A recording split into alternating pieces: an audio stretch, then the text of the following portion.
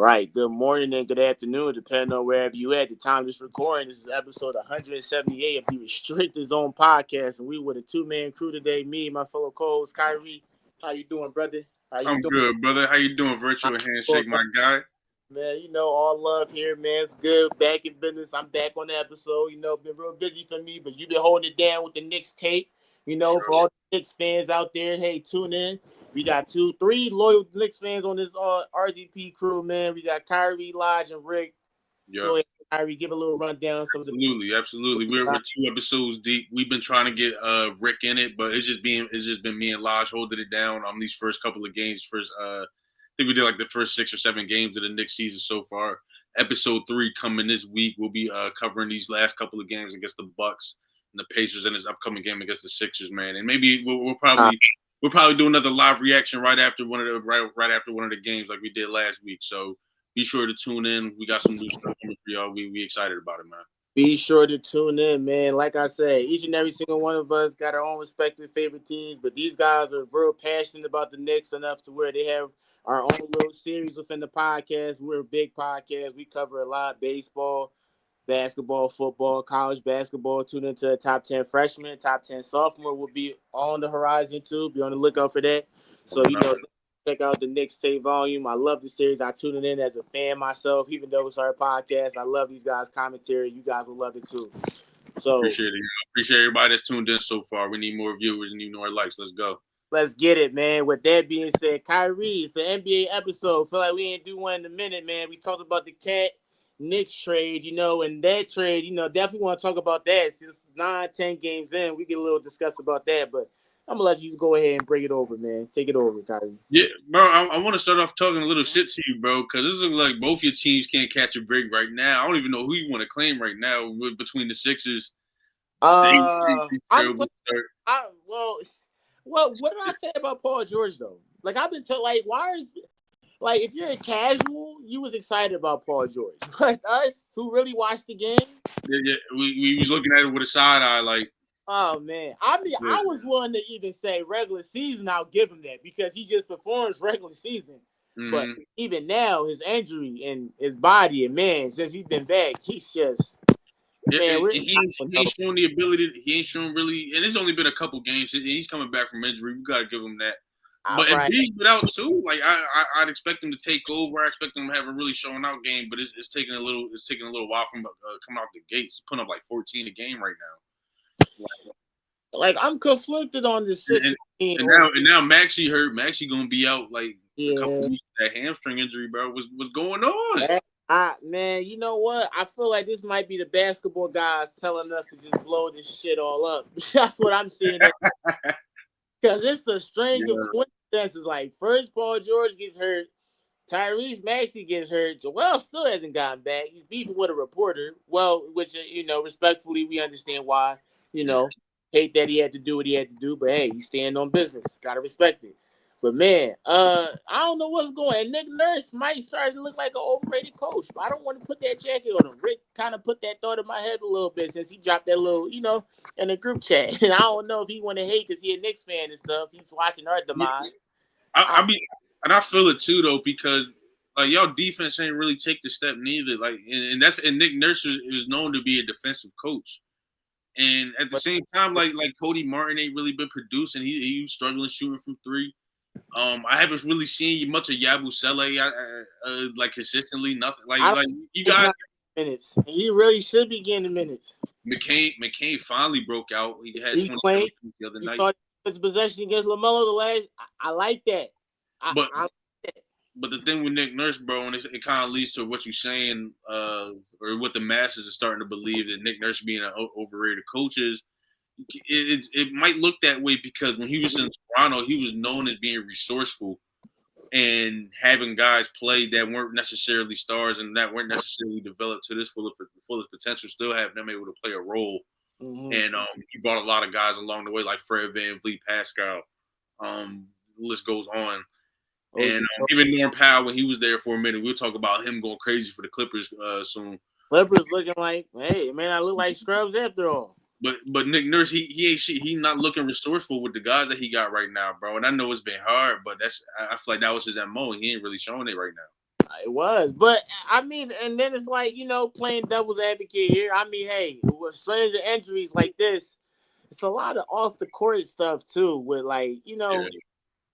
I don't know what. Listen, I feel like let's see about when December, January rolls around. We'll see what this team looks like, and we'll see if this team makes any kind of progression. I mean, seriously, Joel, we don't know what he's gonna do when he comes back, right? And I hope he dominates, but he's gonna be rusty when he comes back. Tyrese Maxey, a guard, and that type of hamstring injuries, I really get scared of those. Those are lingering type of injuries that really affect the guard's play.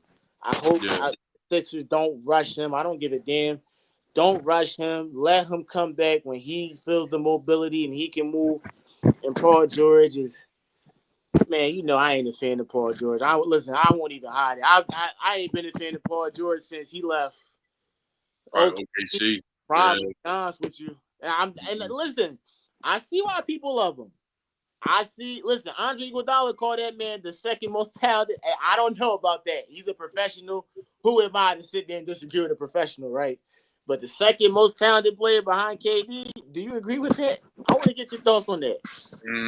I don't know. I see where he's coming from. Because he a professional, so like, who are we, right? Yeah, I mean, but I don't know about that. He's had to guard him, and I see what he's talking about from a fan perspective. I definitely see that because PG, when he's at his best, is immensely talented. Of course, and he's one of the best bucket getters in the game when he's at his best.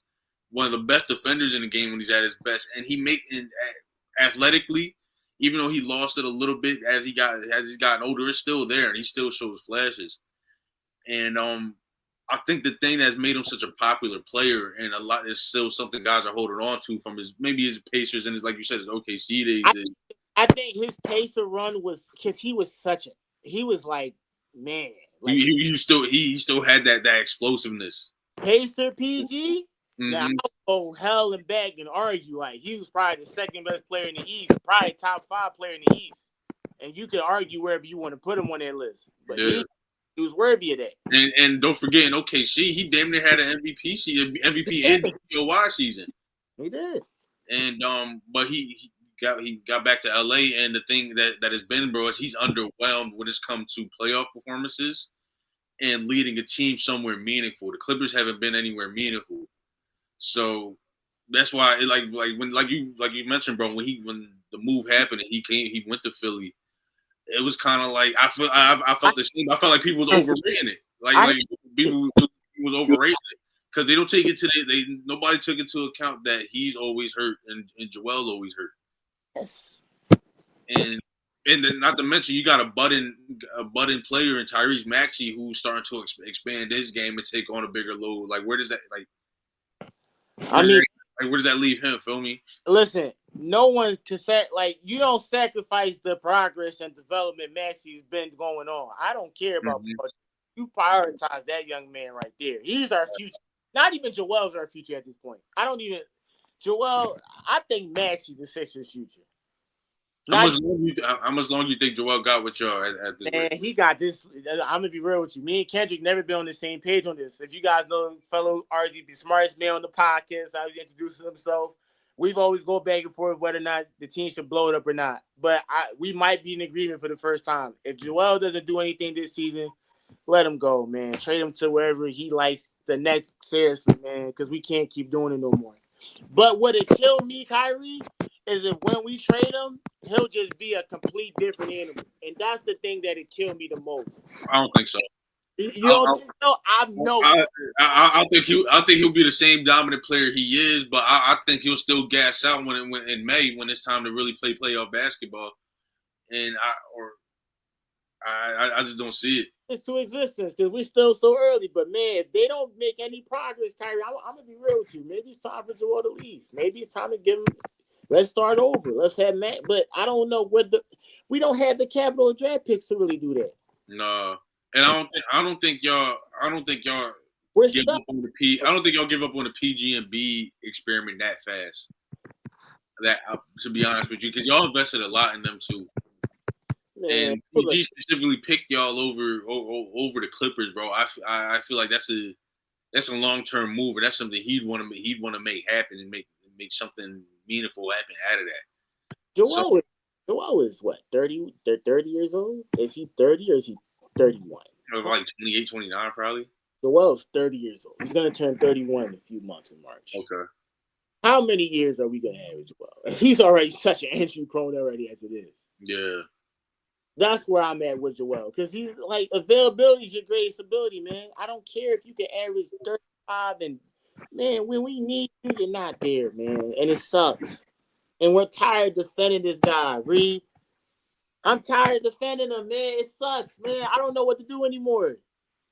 Bro, as a Knicks fan, I ain't never defend him, so I can't feel your pain like that. Man, I don't know. It kind of, bro, it always make me look at like the Ben Simmons stuff like in a different light sometimes, like how he got thrown under the bus, and that's a whole nother monster in itself. But it's just like so many other people have gotten blamed. James Harden when he was there, so many other people have taken the blame, have taken like hits for not being productive or not being productive in the right moments per se for that squad. When Embiid, he comes up short for y'all all the time. He's shown to be a hindrance at times for you guys in plenty of occasions, whether it's availability from injuries, getting into it with reporters that get suspended before the season even started. Like he's always in something, and he brings so much more attention on himself because he plays that victim like in the media. Like he always plays that victim in the media. He acts like he doesn't get his credit, or he thinks other guys get more credit than him. Like he always plays that victim in the media to me, bro. And that's why, like when it comes to me, like just as a fan outside of being a Knicks fan, it's just like, bro, I can't really get behind you because like nobody bringing this on you but you. Man, and with the whole reporter thing, before Jonah even dropped the article of why, giving more in depth as to why with the whole reporter thing, I just felt like, Joel, man, I just don't know what Joel's future with the Sixers really is. I feel like a part of me feel like maybe we should just blow it all up, but we really don't have any capital to really like. We're pretty much tied with this guy, to be honest with you. That's what I'm starting to see now. Yeah. Like trade him, and then we could get a mess amount of draft capital picks from him. And it's like, well, are there teams that would go out? Now that depends on his trade value, and his trade value is based on how he does this season, next upcoming season. So Joel just has to come back, and man, we are one. What are we 2-7? No, we're two. What are we 2-7 right now? I thought y'all had one W, or no, y'all beat Hornets yesterday, right? Yeah, we beat the Hornets. So what are we like? That was your second dub. So we like 2-7. I ain't expect that 2-7. That was crazy right there. I meant to have the standards up when we started. That is wild. What do we know? Yeah, we are literally 2-7. I was right. So that's hilarious. Who would have thought the Bucks and Sixers would be like? Who would have thought Dame? Let's talk about the Bucks. Would be Dame look like, whoa, I ain't gonna lie, I'm a Dame guy. Hey, Dame look, what's going on? Everybody look out of it on that team. What's going on? Everybody just look at well between I think a big part of it, bro, is Chris Middleton not being there. Chris Middleton, man. I think Middleton time ago. What happened? They should have traded him a long time ago. Yeah, but they signed him the money. Like right when he was at like peak value. They regret that. I know that much. But at the same time, bro, he was such a pivotal piece for that team. Even last year in the playoffs when there was no Giannis and he had to fight that Heat squad by himself, he was doing his thing and he was hurting. Like he was hurting. And he put that team on his back. He did his thing. And Giannis was at his healthiest, but way before Dame. Chris Middleton was that guy as a second option, bro. He went, like when it came down to it in certain occasions, like he was that guy offensively when you need him to as an outside shooter hitting clutch shots or to create his own basket in ways Giannis really did. And defensively, he took on the best perimeter defenders and he was able to switch. But between the injuries and Dame coming in, like I think he messed up that. Then not to mention Adrian Griffin, that whole thing going on last year, him being fired, Doc Rivers being good. I think the whole then they go the whole nucleus of this team is messed up from within, bro. Because they don't really got no identity. Then they go 31-10 with Adrian. Yeah, they won. Yep, they won 30 games with him, and he would have been the All-Star game MVP. Even though it might not mean much because it's the All-Star game, but that goes to show he had his team as one of the best, if not the best team in the East at that moment. Man, what happened with that though? Why did he maybe we probably talked about Remember the beginning of that season? Remember the beginning of that season? They had Terry Stotts on their coaching staff. Yeah. Oh, okay. Yeah. Okay, I remember now. It was a little a minute. I'm like, that whole thing messed everything up, bro. We talked about that in an episode, and I said it right. That messed everything up, bro, because that was damn guy from rookie year in Portland. Oh man! So now we got Doc Rivers and Darvin Ham. Man, who went? And Darvin Ham is a goofy coach, bro. Like, I'm sorry, I never liked him with the Lakers. Man, he got some connections because how he still got a job, man. I never liked him with the Lakers. Hour of connections right there, folks. There you go, subscribers. There's no way that guy should still be on any type of coaching staff. But what do you think? Like, what do you think their outlook is on the rest of the season, starting off at 2-8? Like, well, my biggest thing is Dame and Giannis never built established rapport with each other on the court, which is kind of crazy and mind-boggling to say when you guys at least first season you get an excuse. Mm-hmm. I don't care how the season ends. If you guys, you get the first year, you always get a pass. But you got summertime. I heard Dame was trying to get contact with Giannis. Giannis was playing overseas. He's playing for FIBA, so they never was able. And now it's like they still haven't. And I'm thinking, you guys still haven't developed anything. And then with a coach like Doc, and shout out to Jonan for the RZP, Doc's got to be one of the most. He has to thank Paul George, KG. I said Paul George, Paul Pierce, KG, Ray Allen, and Rajon Rondo for this year. Yeah. Because how he's still coaching is genuinely beyond me at this point. It's really beyond me at this point. I don't get it.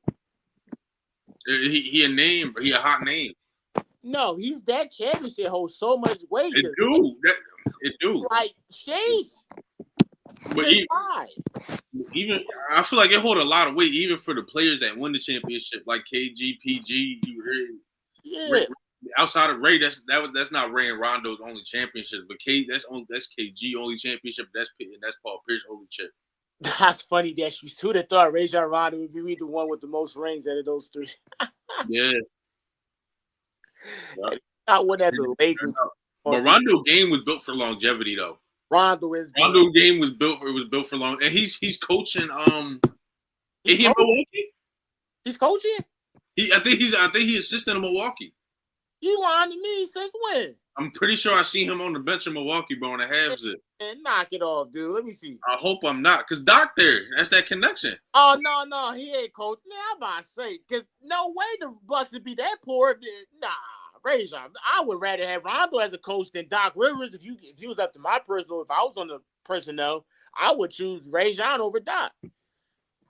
Because Doc's the most over. He's had teams where Doc should honestly have more than one championship. If we're really being honest with ourselves, he should.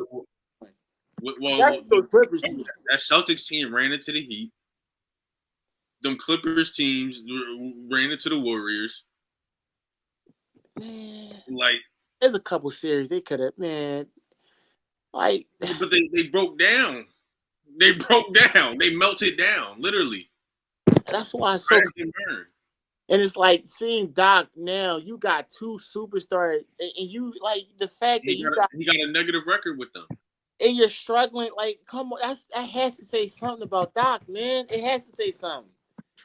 And I think everyone realizes at this point. Now the question is, with the Bucks is, let's see where this goes by January. And if this is, you see them making any types of trades. Man, I'm listening. And not even big time trades, but like even like little plug-in trades, like to help out, like some. They need a backup. You got to think Lopez. You probably got to move on for him and get somebody that's a better defender down low. Even though he's still a big body down there, but I think the Bucks need more athleticism, bro, to get back to that old identity they had. The Bucks, Giannis and Dame got to find like just a solid month of we gonna go to the gym and we're gonna work like because those two, it starts with those two. They're the engine. Yeah. And if they can't get anything going, and sometimes it's painful watching the offense. Sometimes Dame is just sitting in the corner and he waiting for Giannis is just going straight to the rack. He doesn't even look sometimes. Sometimes he'll look the pass. Sometimes he don't. Giannis's game has always been conflicting for me personally because Giannis's game is like I feel like if Giannis and this is what I believe too. Correct me if I'm wrong. His game is so dependent on his athleticism. When he loses that, but how old is Giannis? Like he's got to be the same age as he's got to be around 32. He's got to be around 30 also. He's 29. 29, yeah. So he turned 30 next month. So I'm saying when he loses that athleticism, what Giannis is he going to be productive? Because he has no jump. I mean, he still hasn't showed like a consistent jumper. No mid range. No, he literally.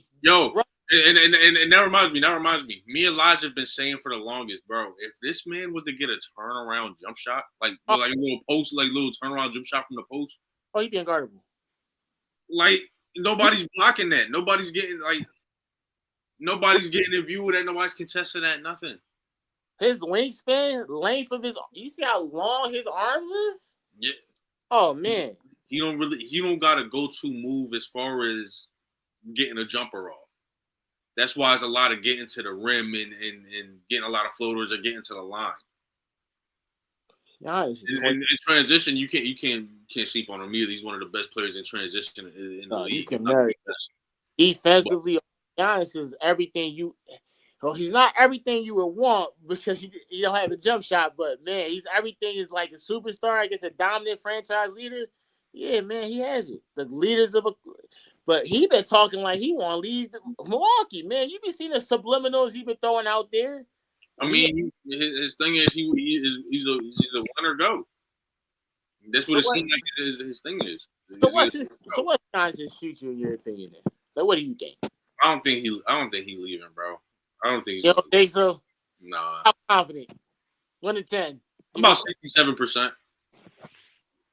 Man, Giannis look like he's trying to lead to me, man. I ain't gonna lie to you. He been doing a lot. And then let's see. Listen, I want to see what the Bucks do in terms of front office. Because listen to me, if Doc is gonna be this horrible, and we're talking about before All-Star Weekend, if their record is, if they're still on the losing side of the record, I mean, you gotta take a look at the coaching staff at that point. Sorry, you know what? This has to blow up. I'm telling you, he got Rondo there for a reason, bro. Rondo's not on there. But I think he's like a guest. I think because he had him as a guest coach through training camp and and I promise you, I've seen him on the event. I saw. All right, that might have been before.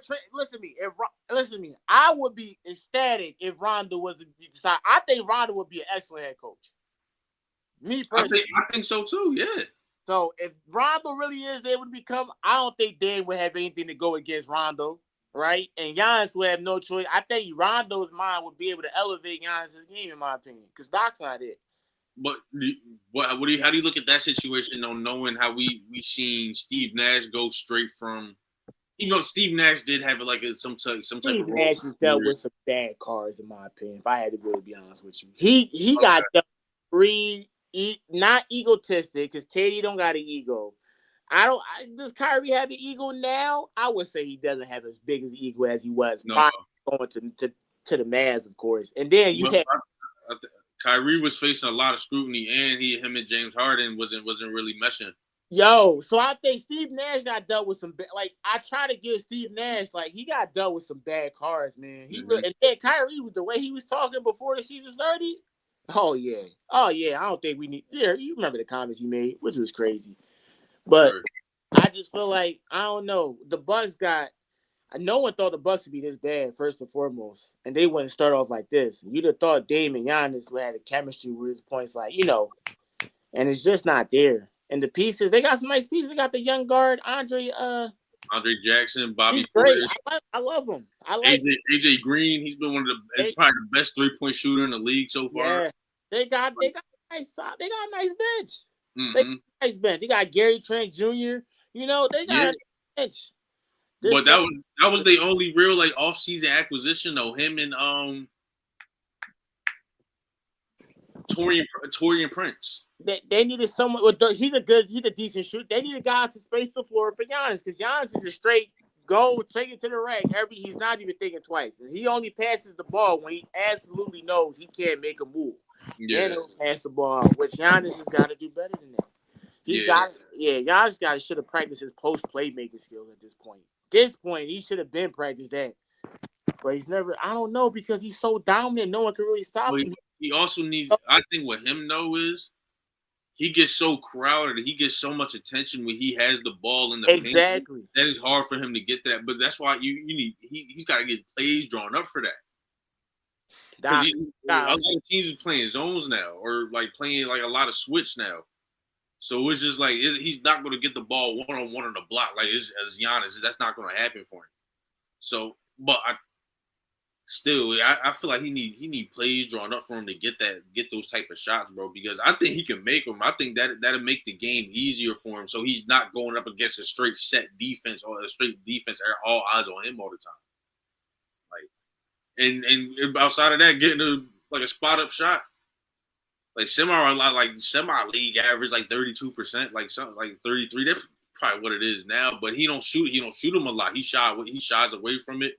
Guys leave him open, and he'll dribble it and either try to get a handoff or try to barrel himself into the paint. And it's just like, bro, people are familiar with your game, but you're so gifted athletically and skill wise, and so strong that he's able to get like. He's one of the most unguardable players, to be honest with you. And he is. Because all he does is dunk your He that's not all he does. I think it's more than that, bro. Because he has length, he's athletic, he's strong as hell. Like again, really, what are you going to do with him? No matter like what position you play, what are you going to do with him? And then it's like if he gets the ball in transition, he's coming downhill. If you got no choice but to foul him. Or move out his way because he'll muscle through you. Mm-hmm. But literally transition, dunks, and transition. So it's really layups and dunks. He can't score outside of a certain amount. Like he's a jumper. So it's like his. But bro, if it was that easy, Ben Simmons would be doing it. Ben Simmons, you bring him back. Yeah. If it was that easy, just to add 6'10", 6'11", can handle the ball, athletic, strong. Well, Ben Simmons was smooth. Giannis is like rough. Ben Simmons had some crossover. Ben Simmons not Sixers Ben no more. Oh man, of course he's not. I mean, listen. All right, listen. You want to throw that? But still, given what he is, you're saying he should be able to dribble up and down the court and dunk it all over people and finish at the rim all the time, but he don't do it. So listen to me. Giannis' game is you're not trying to make it seem like his game is like you trying to say his game is simple. It's a very simple. It's simple. I'm not trying to say Giannis okay. All right. I thought you trying to say people think he just like I don't like the notion that Giannis is unskilled. No, I didn't say that. I said I'm not saying you do, but I hear his game get. I feel like he gets uncredited a lot. But I'm playing devil's advocate.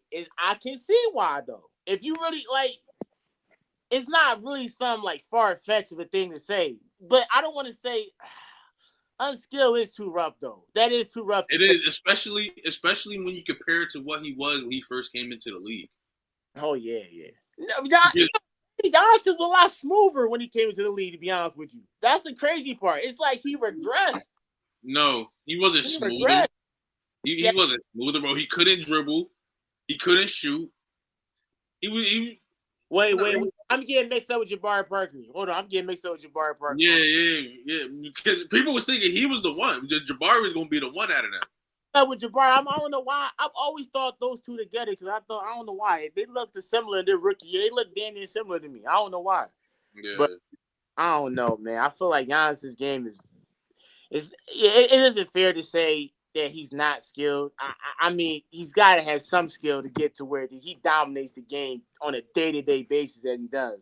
So he stay unskilled, but his game is very, very simple. Probably one of the most simplest. Yeah. I definitely agree with that. It's simple. But I want to ask you this though to tie it into like another little situation we got going on this season. So with Chris Middleton's injury, right? How much of a factor do you think that plays in?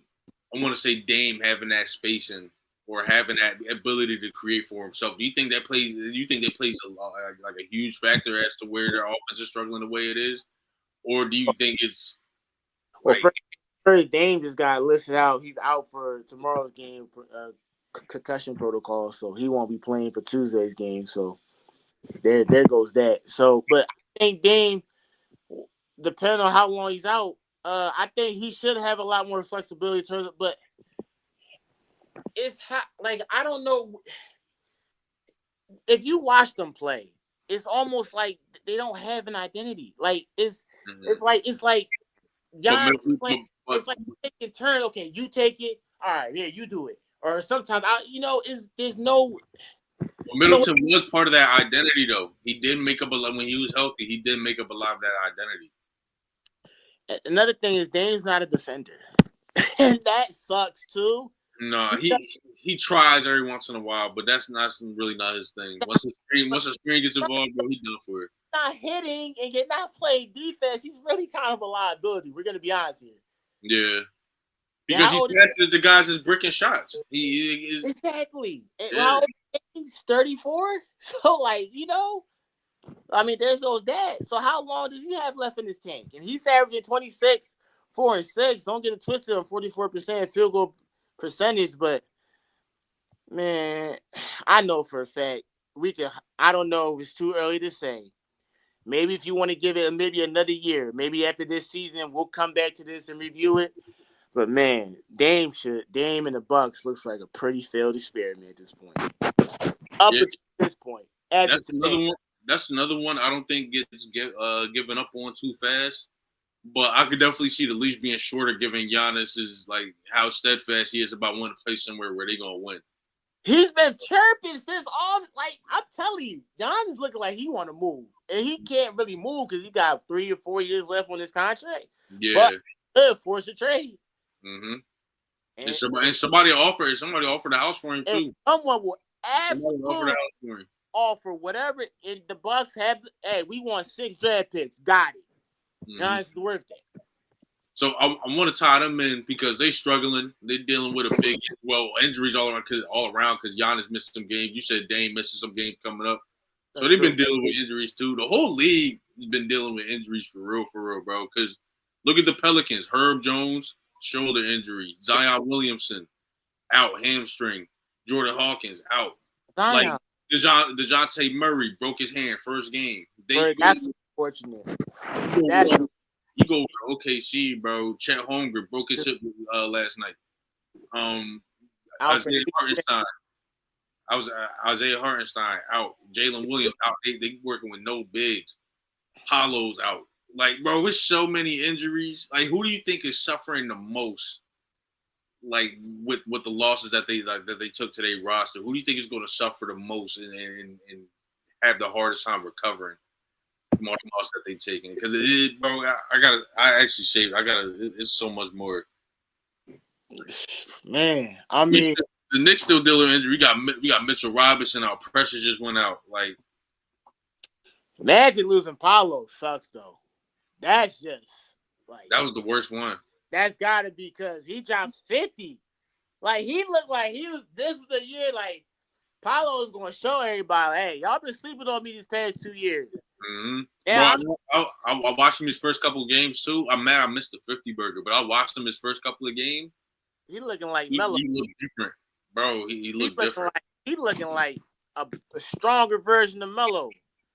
Finesse, don't got the jump shot like Melo, but the way he moving, getting to his shots, posting up, hitting the little middies. You don't see Melo in his game? You say no? No, I see. I definitely see it. I remember before the draft, I'd say he reminded me of like him plus like Blake Griffin, like a little bit, like when Blake Griffin was really getting into his bag. On the Pistons or Clippers, Blake? Like late Clippers, Pistons, like Pistons Blake, yeah. Pistons Blake was. I was surprised. He got the ability to create space. He can knock down the jumper, bro. He got that spin move. He love that spin move in the paint. He love that spin move. Jalen Suggs been stepping it up though. When I see him play, he definitely stepped it up. I mean, he the one that who egregiously asked for the Magic a large, way more money than I think he was worth, and I think he was asking for like a couple $100 million. And I'm like, really? Oh, Suggs, hold on, dude. Listen, man, we love you, but you certainly aren't worth that. Now I don't know. Let's see what he do this season. He could prove out to be worth that. Definitely the Magic's best defender. You have to point out the Grizzlies too. They dealing with injuries again with Ja, Marcus Smart. Ja, man. I mean, Ja. All of Ja injuries be the same, bro. It's because he jumped 12 feet in the air. He's got to. Someone's got to work with him on that. Someone's got to work with him on that. Or he's gonna be another what if. I hate to even put that out there, but he has to land correctly, man. That man's just so reckless, and he's flying. Some, I don't even think he realizes when he jumps how high he gets sometimes. Yeah, like it looks like he's flying. It's like it looks like it's so effortless. You saw the layup where he just midair. He had all that time to switch to the other hand. Come on, man, that's God-given athleticism right there. You can't teach that. Bro, it's effortless for him. That's why it looked like he don't even need to do it. That's just how high he naturally. He don't.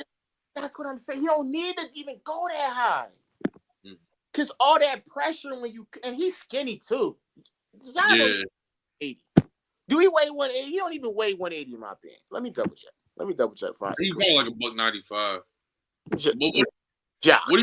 Why do you think the Grizzlies is always banged up, bro? Because Desmond Bane injured too. Gigi Jackson was out before the season started. Like, why do you think what you think is going on in Memphis? Man, because every year they banged up every year. Memphis, I don't even understand why a lot of these guys are really like. Is it?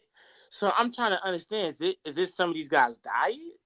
Is it like, are they not working out? Like, granted, it's injuries every year, but guys that are getting injured are like really, really young guys, and it's like what are you guys doing in preparation? Like, like how are you working it? Like, what's the trainers are doing? What exercise? Yeah.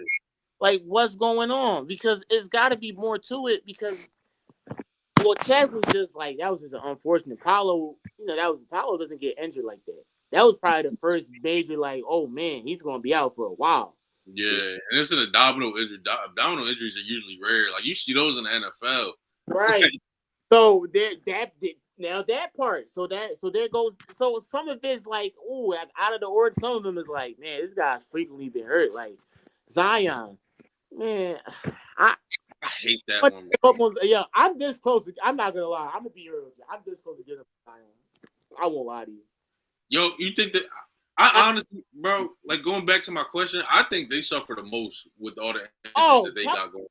The most unfortunate, between them, the Clippers with their egregious trade, which I don't care what anyone says. A lot of people would have made that trade. Let's be fair. Let's not shit on the Clippers. Wait, what trade? The Clippers trade with OKC.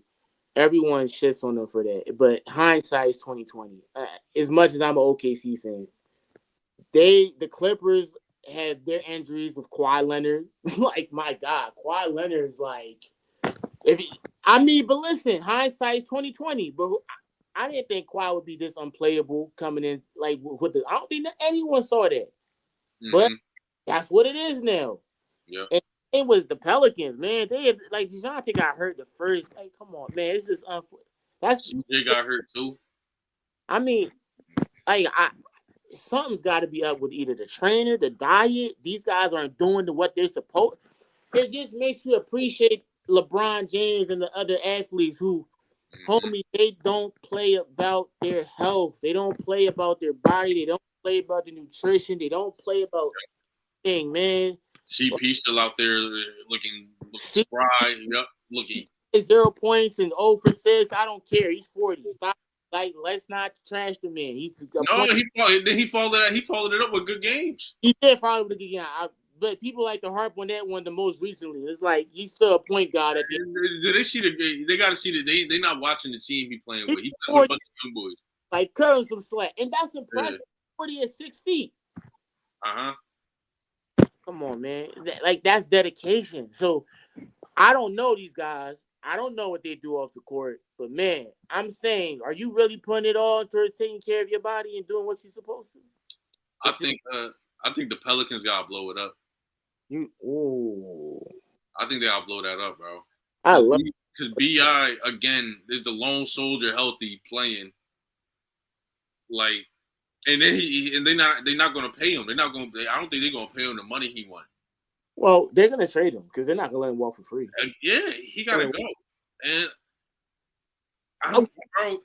What do you gotta? What do they gotta do for Zion to just be available, bro? Like that. I think they tired of him at this point. It's on. That's why I say it's another lower leg. It's another hamstring. Man, Zion, another lower leg. It's another leg injury. Like, has Zion ever played 60 games in a season? No, I think probably once, but he didn't miss the full season. Has he ever played? No, last season he played. I'm pretty sure he played over 60 games. Yeah. Okay, like I'd have I don't even think he's played at least 60 though. I really don't think so. Oh, he's played. Last season he did. He played 70. Okay. Yeah. Played 70. But yeah, between them, I think honestly, you just keep DeJounte because you just traded for him. I think they started from scratch, bro. Because Willie Green ain't been able to catch a break between Zion always hurt. It's not fair to him because I think he's a great coach. I think so too. Yes, I think he's a good coach too. He's just been dealt with unfortunate, it's just not fair, man. And you can't say too much because that's part of the game. But it's like he's been dealt with some bad cards. And I don't think it's his fault. I would have loved to see DeJounte Murray flourish under his offense. I thought Murray to the Hawks was just a poor fit, period. I don't even know why he wanted to go to the Hawks. I could see the vision. But in hindsight, it was a poor fit. But I could see the vision putting a defensive guard that could also get his own bucket next to Trey. And it sounded like on paper, it sounded like a good idea. But because Trey still don't play no defense. It's not. He's so little. He can't. And he be struggling too. I was watching him against the Knicks. He was struggling. The game before that, he was struggling. So there's times he do need another guard, another perimeter player to take the weight off him. That's why I don't understand why it ain't work. That shit weird. I feel like DeJounte wanted to be option number one, and it's like, dude, you are never going to be option number one. I ain't gonna lie. Bad team. Honestly. There we go. Unless you want, I think he could be like a dynamite number 2 option. He is going to test in any competitive playoff team you pace him in. He's going to be 2 or 3, depending on playoff team wise. Some might be 3. Mm-hmm. For the Pelicans, he's clearly the number 2. No, excuse me, Ingram is still there, so he's number 3. No, CJ McCollum is still there, so he's not even the top 3, is he? No, I think he ahead of CJ McCollum in that pecking order. CJ McCollum playing defense. Have you watched him this season? Defense. I mean. He ain't really get to show it, but DeJounte defend too. No, he do. But CJ McCollum defend. You seen him? He's been kind of lazy the past 2 seasons but now he's kicking it up. The defense is okay, CJ McCollum. Mm-hmm. He's fighting for some. It's not his contract year, is it?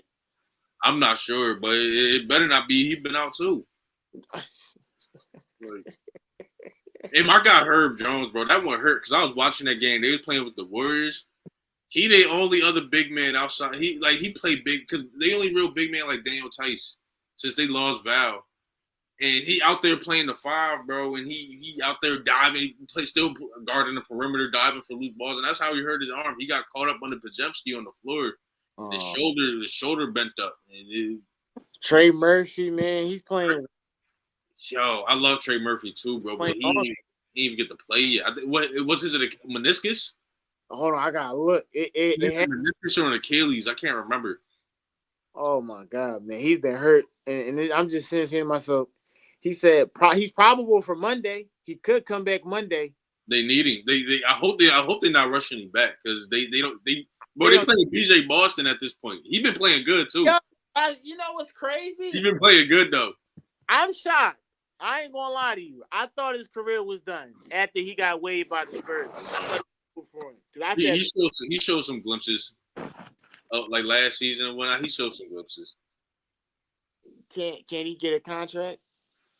I mean, I think he's on a two-way right now. He playing good enough to get it converted. If you keep playing this way, if Jordan Hawkins still gonna be out, if CJ gonna be out for a while, I think he could. I like Brandon. I'm saying I think he on a two-way. I'm not sure. Like he is, but yeah. He's playing well though. He's playing defense.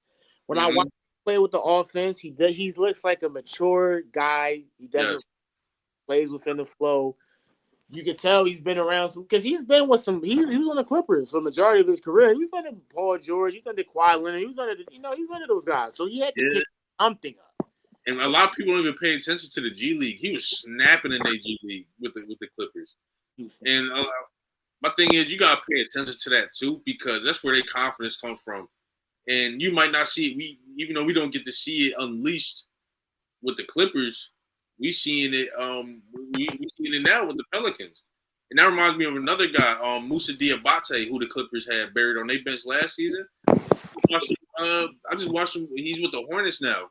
Had no points, but the boy had 15 boards and 3 blocks. That's the teams. I'm like a big fan of the Hornets this season. Like I love. If LaMelo can stay healthy, I'm glad the basketball guys didn't get to him. We gotta thank the basketball guys for not getting to him. And to think that we were saying Scoot Henderson and boy, Scoot Henderson looked like a boy. Listen to me, man. I too early. Did you see him on open media day? This guy came in fried. He was super cooked. That's why the season was cooked. That's why, I watched like one game of it so far.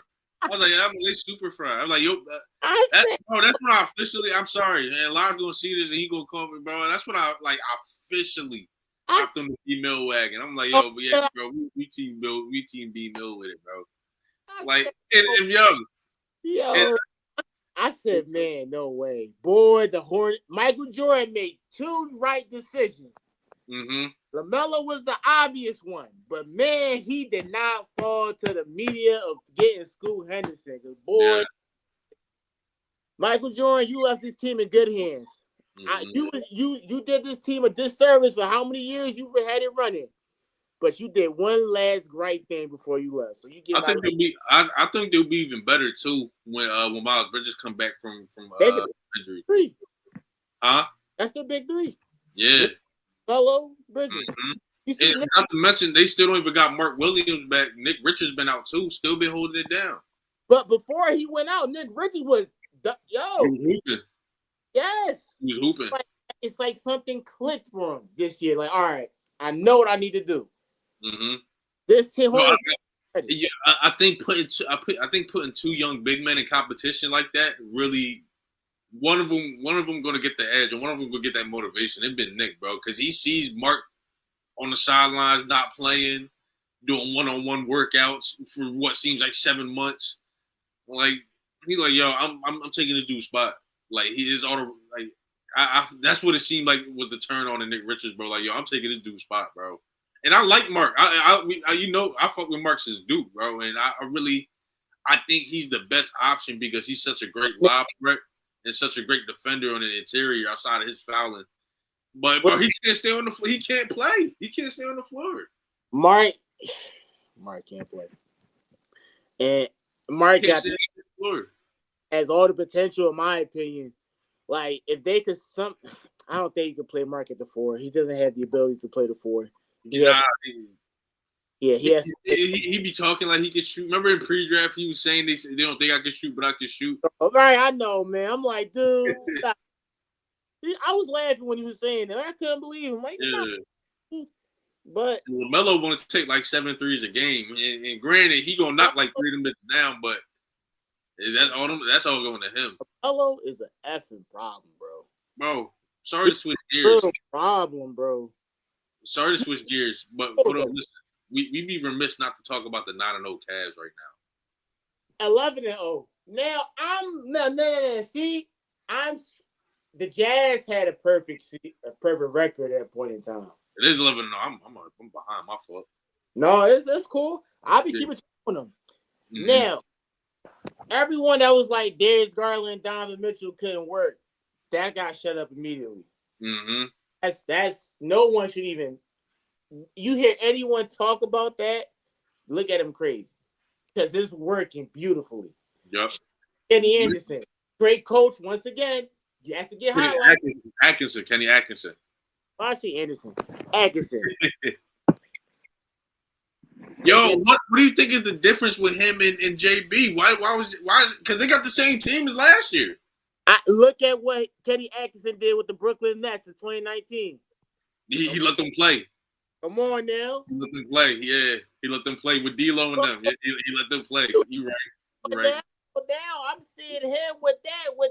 And I'm saying he's implementing some of the offensive schemes with them, and it seems like it's working. Yep. You know what's been beautifully. I think the biggest bright spot's been Evan, like being more aggressive, bro. The same thing, Evan Mobley. Yo, he's putting the ball on the floor and taking it to the rack, like with a purpose. And it's finishing. He's been killing it. He's been killing it. Jared Allen, too. No, Jared Allen never gets any credit, bro. Caris LeVert, man. Caris LeVert off the bench, been playing well. Oh, we college basketball. We follow him since we know. Since Michigan. Yo, you know what's crazy too, bro? I didn't even think he played as long because I thought he'd keep getting hurt. Honestly, because he kept messing up his foot in college. And in the beginning of his NBA career, he was getting hurt a lot too. It kind of looked like, man, he's in Brooklyn, career, but I don't know. He's still been going at it. He's shooting 57% from the field goal percentage. He's shooting a bucket, bro. He makes it happen. Guy is efficient, man. He's smart, high IQ basketball player, and he plays defense. Wait till I don't think they've had Max Strus yet this season either. Has Max? I don't believe. No, Max hasn't played yet. Hold on, no. Yeah. Max hasn't played yet. He hasn't played yet. When he come back, that's another sniper that's just out there waiting. Because that's like people don't realize, bro. With Jared Allen and Evan Mobley, the offensive rebounds and just the extra possessions they able to generate, they just kicking it out to all bucket getters outside of Okoro, really. But Okoro, he's been looking okay defensively. He still ain't got no jumper, which is confusing to me.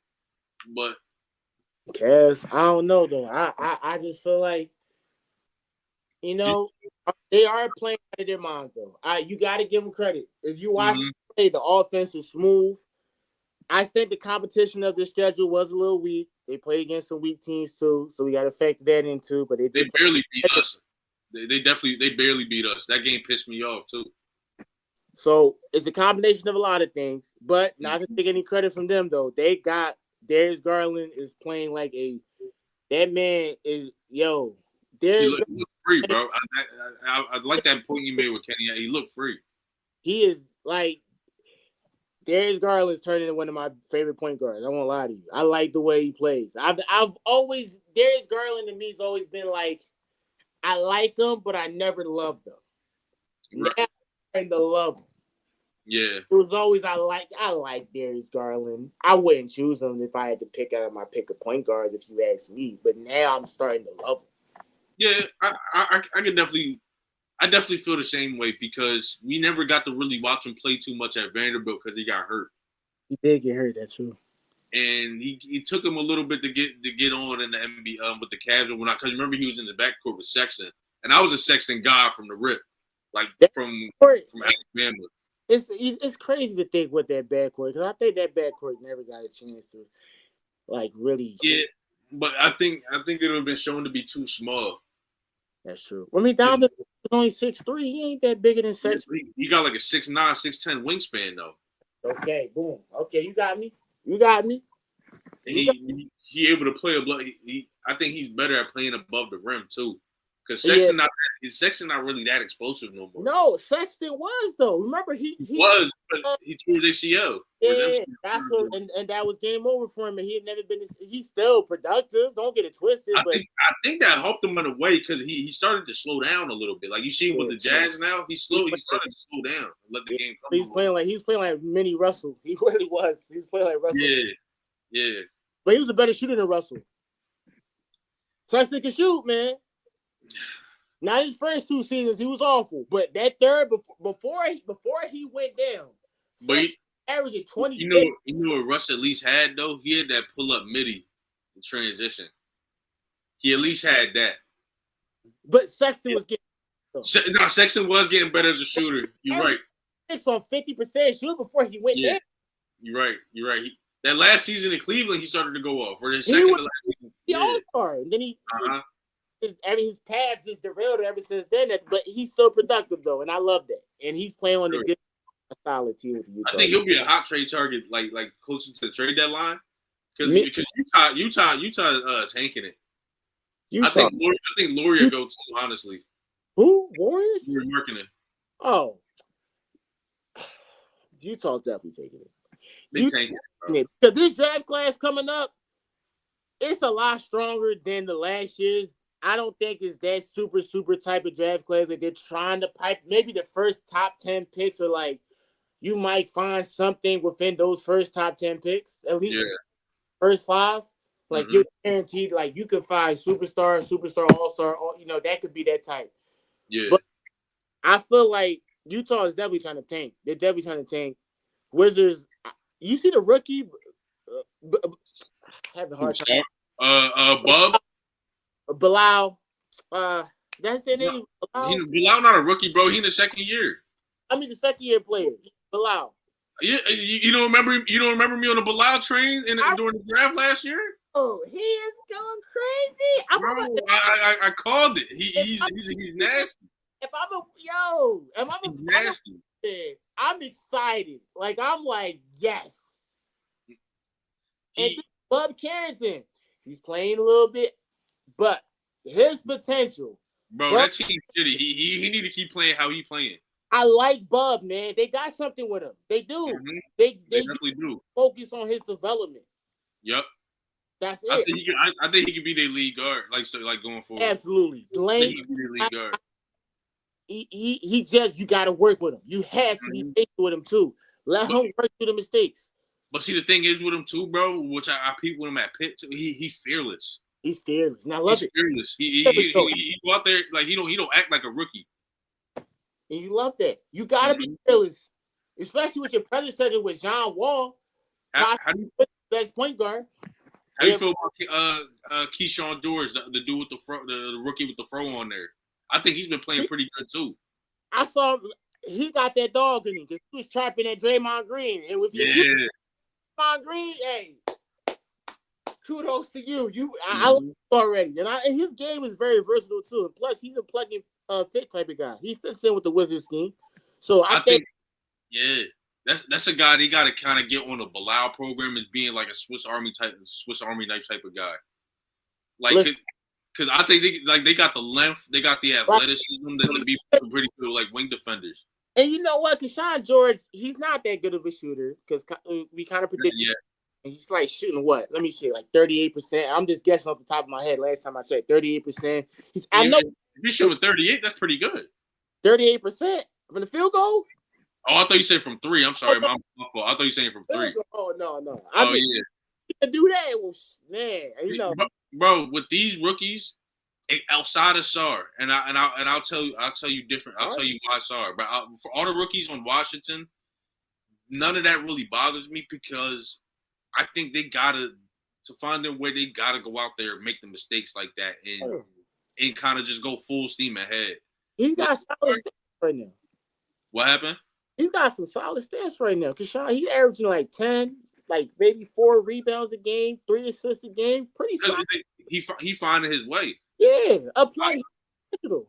I'm not, but with Sarr, bro, I'm just not liking the way he looking, dog. Don't do that. I want to give Sarr, I'm really not because when you look, bro, you gotta watch the matchups when he's playing like any big, they're going right at him. He is shooting pretty awful though. Bro, he's crazy with the jumpers. That's what's blowing my mind with him. Like he keeps jacking them for no reason. I was just watching him the other night. He was like 0 for 6, kept jacking threes. Allergic to the rim, man. He like going. He's frail. Man, he's frail. Like he don't got. He gotta have some of that Val, whatever Val eating, bro. Whatever Valanciunas' meal plan is. He need to follow that and double it. To take that rookie under his wing, man. Yeah, like he needed when they sent him on Chick-fil-A runs and whatnot, bro. He's like, "Yo, get us here. This is everything you want." Then when he bring it back, like, "No, this for you. You eat it all." Like that's what he got to do. Like, he's so frail and he don't want contact. Man, look, that summer league was any indication. I never put stock in the summer league. I watched Chris Dunn turn to an animal, and then he's still a serviceable guard for the Clippers. I don't talk about Chris Dunn, bro. I fuck with Chris Dunn, dog. Nah, you love him too much. I loved him so much, but man, he not number. He should have been number 5. We know that much. We know that much. Imagine if the Wolves had him, bro, and he turned out what he was supposed to be. Listen, I told someone the Wolves and the Kings had potential. Like the Wolves had Zach, Cat, Wiggins, Dunn.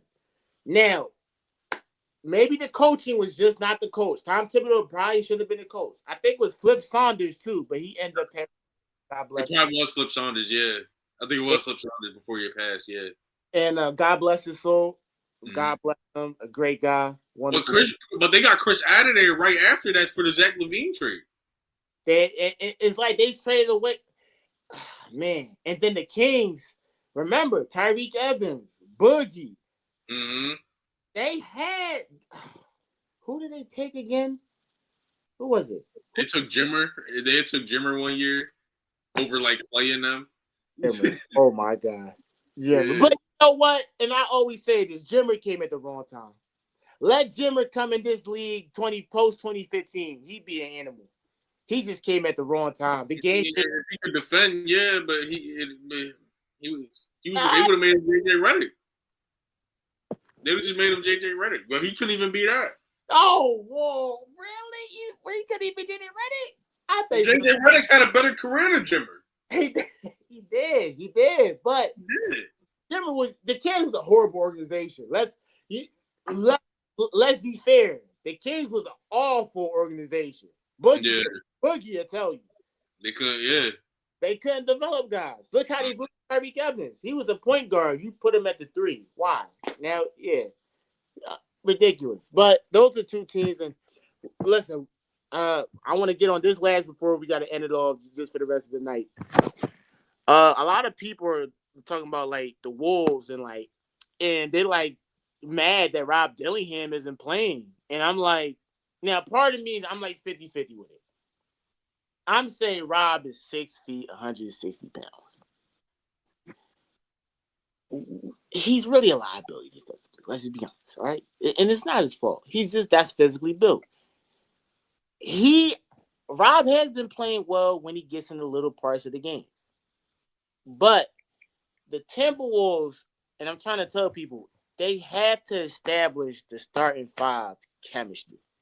They got to establish Mike Conley and Jaden McDaniels, Julius Randle. They have to at least to where it's like they can do things like a well-oiled machine.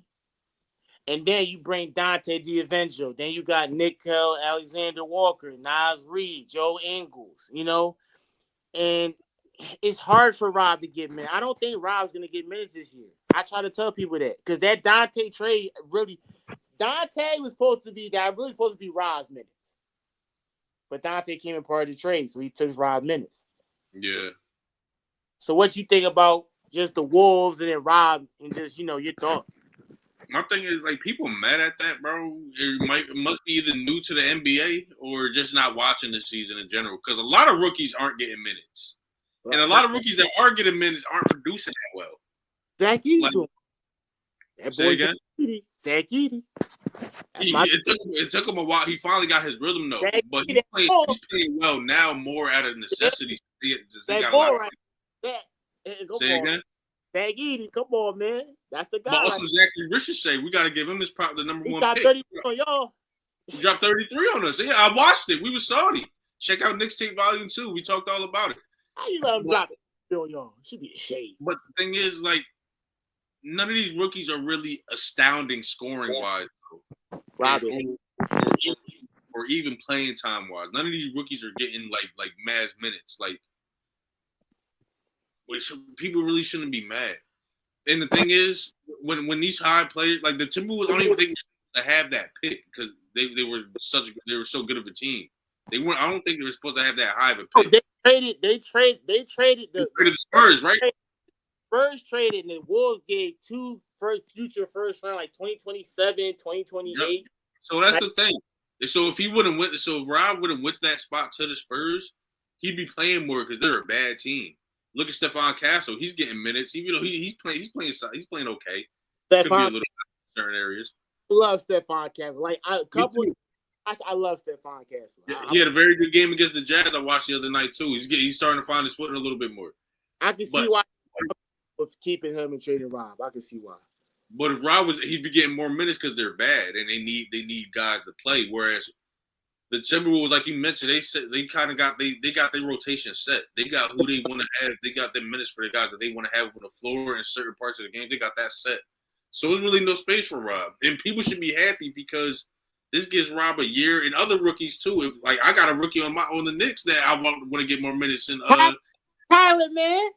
Not even he's getting some burn, but Ariel Hukporti, especially since we're down like 2 big men right now, there's no reason he should not be playing. But he's not getting minutes right now. But he's soaking up knowledge. He's watching, and that's all you can help. You just gotta hope they're developing him properly off the floor and behind the scenes in the time that we can't see. And when they do get in the garbage time or whatever, or when they up or whatever, like then you just gotta hope they do their best then. But bro, like guys like Rob that's on a contending team. Like I said, the rookies on the Knicks is on a contending team. Like they're not going to play a lot of minutes. They're not designed to. They kind of like stash away guys that you're developing when your core guys are starting to get out of their prime. Yeah. Like look at Christian Brown. Like my fault to keep be long-winded, but Christian Brown for the Nuggets, bro. Like he's been playing very, very good. He's a sophomore. Say again. He's not a rookie. He's a sophomore, isn't he? Yeah, I think he's in his third season or second. Third season. That's his third season. Third season, yeah. Like when did Kansas win that championship? 20. Bro, it's all been a blur. Was that 2022? That was, yeah. No. It was. It was 2022 because UConn was the UConn again. So it was 2020. Yeah. He came in Apollo in them year. So he's in year 3. But remember, bro, when he came in, he was on a very good Nuggets team. Barely played. He was. Look at him now, though. They were relying on him a lot. Jokic. He does. He goes out there and he does what he does. Wait, so this got to be the last thing we talk about before we end this. Jokic, man, can we just give him MVP already? If he keep playing like this, you got name a reward after him. 100% from the 3, 100% from the free throw. It's not fair. It's not fair. 26, 14, and 16. It's not fair no more. He gotta get drug tested. Someone drug test the chubby guy, man. Like he's taking some. And the thing is, bro, he'll do it when Jamal Murray not playing good. He'll do it when MPJ not playing good. He'll do it when AD not playing good. I'm sorry. He's playing horrible. He's been disappointing. I don't know what. Yeah. I don't know. I know the injury played a part, but since the Olympics, prior to the Olympics, after they got bounced out the series, then the Olympics, and I don't know what's going on with Jamal Murray, man. That contract looking pretty damn crazy now. I won't lie. He's a volume scorer, bro. He gotta like find the rhythm. That's the thing when he gotta find the rhythm. I don't think he really found that yet. But Jamal never. When the last time Jamal been really playing this bad? Like I can't remember it since his rookie. Not even maybe his rookie year, maybe. Like he had a little dry spell sometime last season, if I'm not mistaken. Maybe the season he came back from injury. Well, definitely that season. I remember he came back slow, but maybe he was. You got to remember he played for Team Canada too. He played. He was awful. He was awful. He's probably gassed. He's been playing all summer. Shit. I hope that's why, Khairi, because, man, Jokic can't keep Well, putting yeah, there ain't no excuse because Jokic doing the same thing. He carrying a bigger vessel. So, but Jokic can't do that all season, though. That's what I'm saying. Like, hold on a sec. nah, Jokic can play how he playing now all season. All season? Bro, Jokic don't miss games. Jokic doesn't miss games. Jokic Right. don't miss games. Yo, He showed up.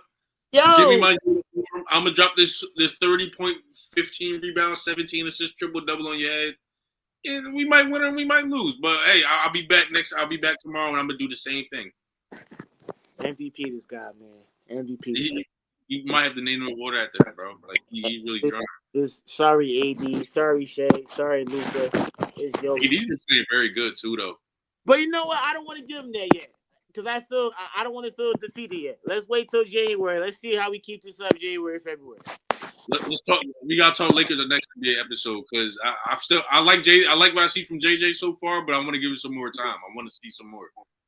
I want to see some more. But Anthony Davis looks like a revamped monster, and he's being utilized how he should have been utilized under him. And he don't even talk.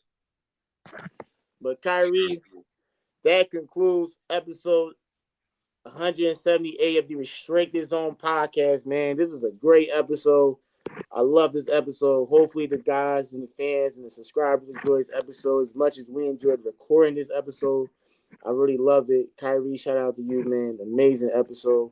I'm looking forward to the next episode we drop, which is going to be our top 10 sophomores. Be on the lookout for that. The Knicks volume 3. Be on the lookout for that. NFL episode. Be on the lookout for that. It's a lot of stuff to be looked out for. So leave a like, comment, and subscribe. Turn on post notifications so you can be updated and on track on every new episode we drop on this channel. Leave a like, comment, and subscribe. Once again, share it out with your friends. Really appreciate it. Have a great day, everyone, and be safe, okay?